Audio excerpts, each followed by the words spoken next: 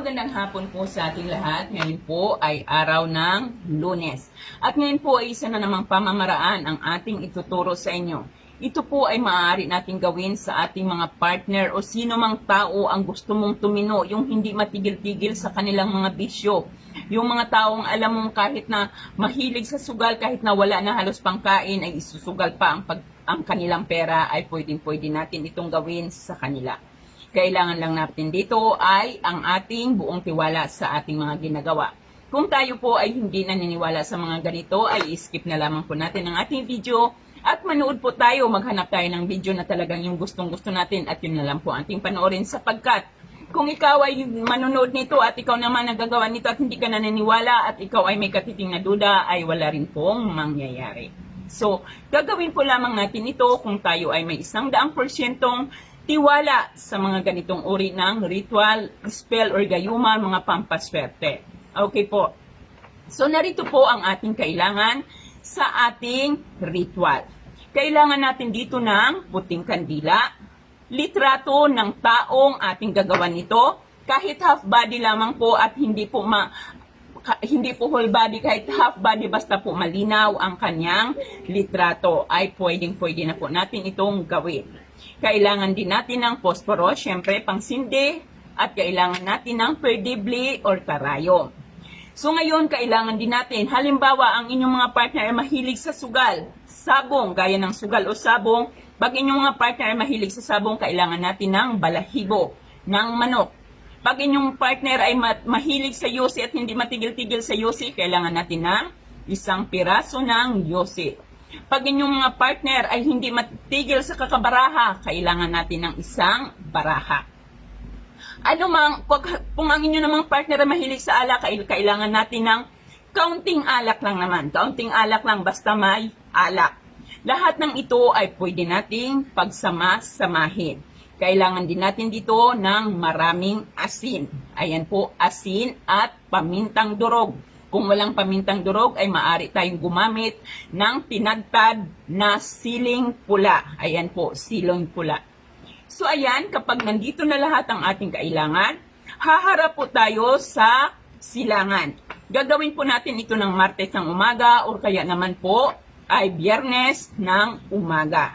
Okay, Martes ng umaga o kaya ay Biyernes ng umaga. Okay.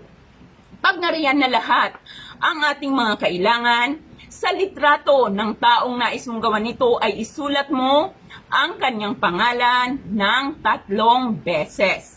Isulat mo ang kanyang pangalan ng 3 beses. Pagkatapos itong maisulat, ay kuhanin mo ang ating garapon.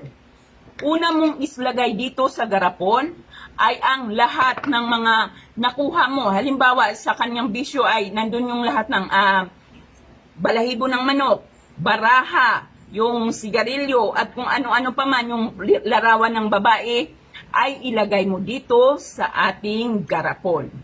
Pagkatapos mo mailagay ang mga iyon, ay lagyan mo ito ng sili. At saka kung walang sili, ay pwede po yung paminta, yung durog na paminta. Ilagay mo, ibudbud mo dito. Upang siya ay matigil, upang siya ay hindi na mag-iisip pa na magbalik ulit sa mga ganyang klaseng bisyo. Pagkatapos po nun, ay punuin mo ito ng asin.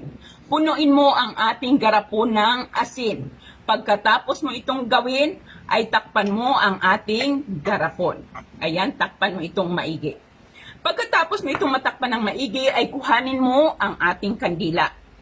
Pagkatapos mong kuhanin ng ating kandila, ay isulat mo ang kanyang pangalan, ang kanyang kumplitong pangalan ng taong nais mong mabago, nais mong matigil sa kanyang mga bisyo.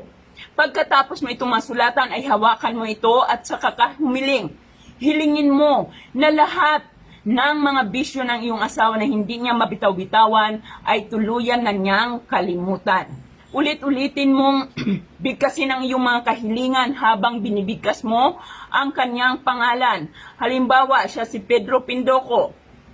Pedro Pindoco, mula sa araw na ito, ikaw ay titigil na sa iyong mga bisyo at hindi mo na ito babalikan pa kahit kailan.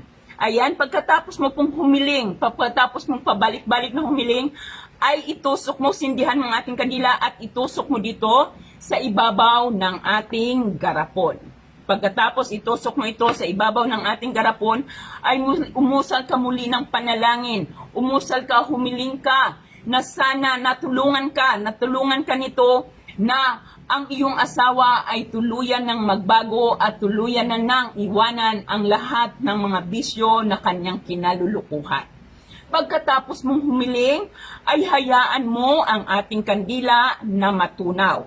Hayaan mo dito ang ating kandila na matunaw. Ngayon, pag natunaw na ang ating kandila,